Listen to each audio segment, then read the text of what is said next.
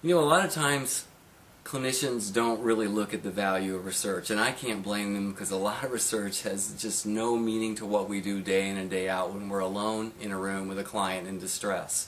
And I want to tell you a little story that kind of captures that notion of how most clinicians feel about research. And this story is about two evidence-based practice researchers that are at a conference.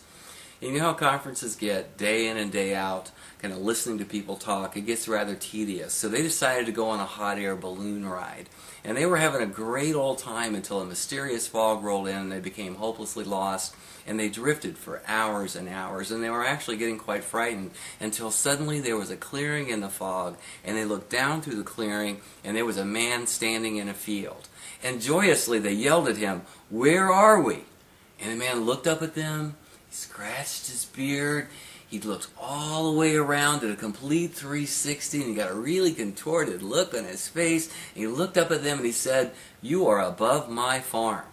And the first researcher looked at the second researcher and said, "That man is a scientist." And the second researcher said, "Man, you're nuts. That guy is a simple farmer."